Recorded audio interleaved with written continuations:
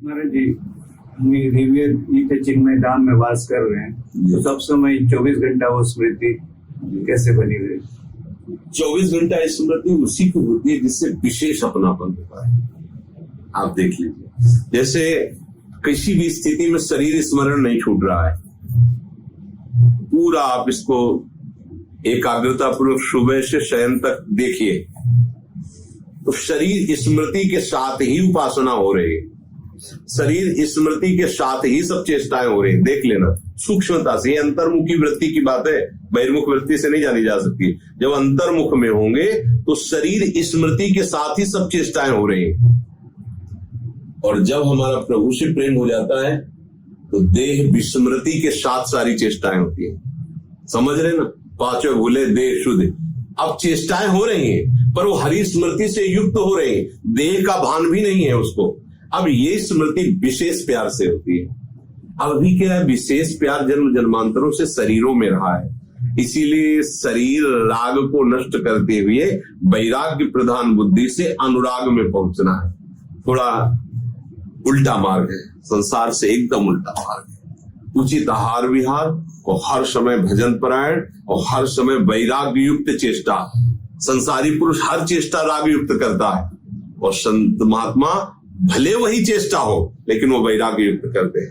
अंतर इतना होता है, वही चेष्टा एक संसारी कर रहा है तो राग युक्त कर रहा है, और वही एक उपासक कर रहा है तो वैराग्य युक्त होकर के कर रहा है। वो संसार में हर चेष्टाएं विचरण करते हुए करे फिर भी वो फंसेगा नहीं, क्योंकि वैराग्य युक्त है, उसका राग कहीं नहीं है। तो जहां वैराग्य के साथ भगवत प्रसन्नता के हेतु आचरण किए जाते हैं वह अनुराग प्रकट हो जाता है। बिना वैराग्य के भगवत अनुराग असंभव है, क्योंकि वही राग तो अनुराग में बदलता है। जननी जनक बंद सुत दारा, तन धन धाम स्मृद परिवारा, सबकी ममता ताग बटोरी, मम पद मन बांध बर डोरी। ये जो ममता यही तो राग है। वही राग जब समिट करके इनके चरणों में आता है तो अनुराग हो जाता है, और जब जगत में वस्तु व्यक्ति स्थान पे जाता है तो उसे राग कहते हैं। तो कहीं नई चीज नहीं आनी, शरीर, शरीर संबंधी विषय, शरीर संबंधी रिश्ते नाते, ये सब समेट करके प्रभु के चरणों में कि तो ही मोहि नाते अनेक मानिए जो भावे। प्रभु आप ही हमारे, तुमेव माता च पिता तुमेव, तुमेव बंधुश्च सखा तुमेव, तुमेव विद्या द्रविणं तुमेव, तुमेव सर्वम मम देव देव। आनंद आ जाएगा।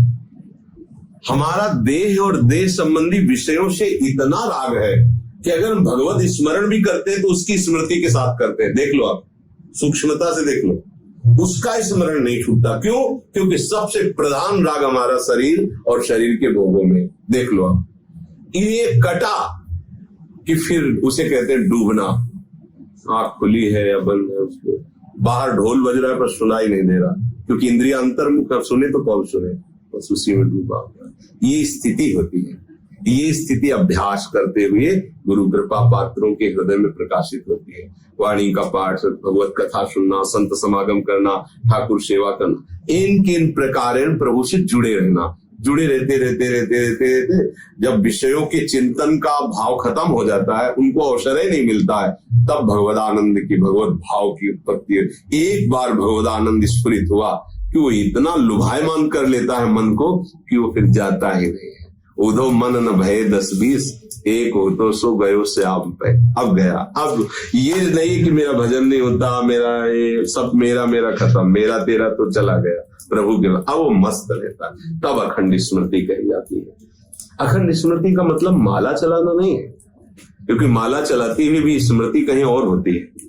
वो है जो और होती है ना, वो होती है अखंड स्मृति। ये तो बाहरी क्रियाएं, मान लो हाथ टूट गया तो हमारा भगवत संबंध खत्म हो गया। हाथ से भगवत संबंध था क्या? हमसे भगवत संबंध था, इससे नहीं रहे। दोनों हाथ कट गए तो हमारा भगवत भजन नहीं होगा क्या? हमारे पैर टूट गए तो हम परिक्रमा नहीं लगा सकते, तो हम भगवत धाम वासी नहीं हुए क्या?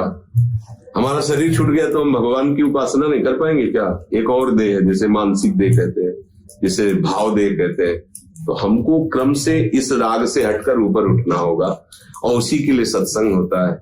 ये विशेष परमाणु भगवत प्रेमी महात्माओं से प्राप्त होते हैं कि उसके हृदय में हलचल पैदा हो जाती है, और शरीर, शरीर के भोग, शरीर के संबंधों से मन ऊब करके भागने लगता है। नहीं, अब तो मुझे भगवत प्राप्ति ही करनी है। ये केवल संतों के समागम से होगा, और वो भी जो भगवत प्रेमी है।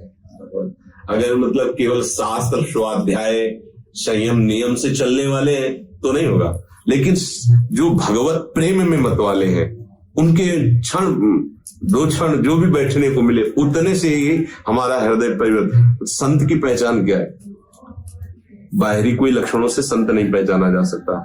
जिसके समीप बैठने से, जिसकी बात सुनने से हृदय स्वीकार कर ले और हृदय में शीतलता आने लगे और भगवान की तरफ बढ़ने का उत्साह हो, ये सीधे संत की पहचान है।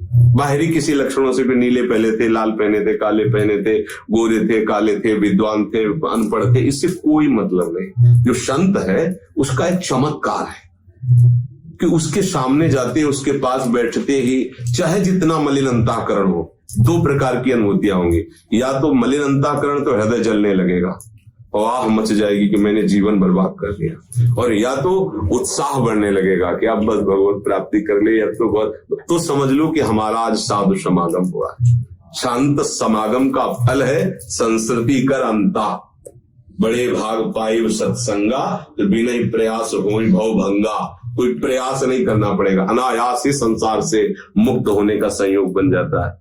तो अगर भगवत कृपा से संतों का समागम होता रहे और हमारा लक्ष्य दृढ़ हो जाए और प्रभु प्यारे लगने लगे, जो सबसे प्यारे हैं, तो हमारी अखंड स्मृति हो जाएगी, फिर स्मरण चलने लगेगा। हमारी शरणागति जो पुष्ट हो रही है वो कैसे अनुभव करें?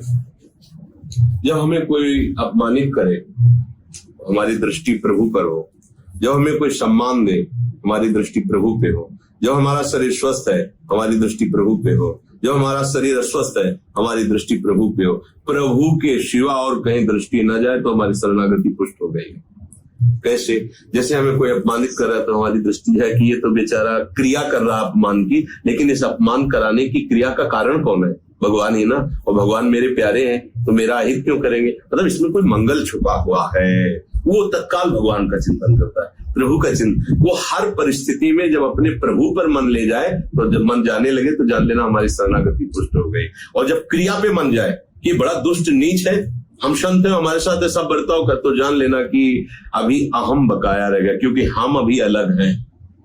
हम क्रिया पर, जब हम अलग होंगे तब क्रिया पर होंगे, और जब हम शरणागति पे होंगे तो कारण पे होंगे।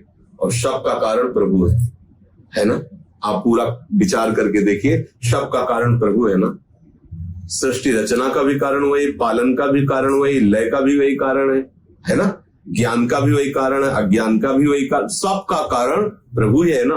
तो शरणागत की दृष्टि कारण पर रहती है, संसारी की दृष्टि क्रिया पर रहती है। ये बहुत बुरी क्रिया है तो निंदा कर दी, ये बहुत अच्छी क्रिया है तो प्रशंसा कर दी। किसी की निंदा करना, किसी की प्रशंसा करना, ये संसारी पुरुष का लक्षण है, उपासक का लक्षण नहीं है। उपासक अपने प्रभु को देखता है, क्रियाओं को नहीं देखता है। तब हमें पता चल जाएगा कि हमारी शरणागति कितनी पुष्ट है, जब दोनों अनुकूलता और प्रतिकूलता दोनों में हमारी केवल भगवत स्मृति है। मेरे प्रभु का मंगल विधान है। निंदा हो रही, अपमान हो रहा, तिरस्कार, सम्मान हो रहा है, उनकी लीला है। हम को महसूस करें प्रत्येक जो हमारे साथ। हाँ, सीधे तब पता चलता है कि मेरा मन जो है प्रभु के चरणों में समर्पित हो गया। हर स्थिति में अगर वो कोई घटना आपके साथ, कोई भयावह स्थिति आई और कोई व्यक्ति याद आया, तो अपने साहब है ना, उनको फोन करो, मतलब मर गए, आप अपनी उपासना से चले। हमारे साहब दूसरों ना कोई। अगर दूसरा याद आया कि यार ये अगर 5 लाख की व्यवस्था हो तो बढ़िया काम बन जाए, 5 लाख वो भगत तो दे सकता है ना, एक फोन लगाओ, मिटिया मेट साधना हो गई। मतलब 5 लाख की आवश्यकता होगी तो उनके त्रिभुवन में सब बैंकें उन्हीं की तो हैं, भेज देंगे। नहीं होगी, हमारे मांगने पर भी नहीं देंगे तो हम क्यों मांगे? मंगवे बोलो ना, बाप से चुप प्रभु राके टेक, राधा राधा राधा राधा। क्या काम बनना है? हमारा काम बन रहा है ना, स्मृति हो रही, कुछ हो या ना हो, रख। ये चल रहा है। भक्त का हृदय कुछ नहीं। ये क्या काल से भयभीत है, वो हमें निर्भय कर सकता है? जो काल से भयभीत है वो हमें क्या, हम उसकी शरण क्या लें? मतलब किसी को फोन करते तो उसकी शरण आश्रित होगा ना कि साहब ऐसा ऐसा नहीं, महाराज मैं अभी आ रहा हूं, खत्म थे। जिनसे है, जिनके लिए हम बाबा जी बने थे वो लाइन कट गए। नहीं भैया, स्वप्न में भी अन्य आश्रय नहीं लेना। बने तो रघुवरते बने, बिगड़े तो भरपूर, तुलसी और अंते बने ताबलिवे पे दूर। ये शरणागति की पुष्टता का स्वरूप है।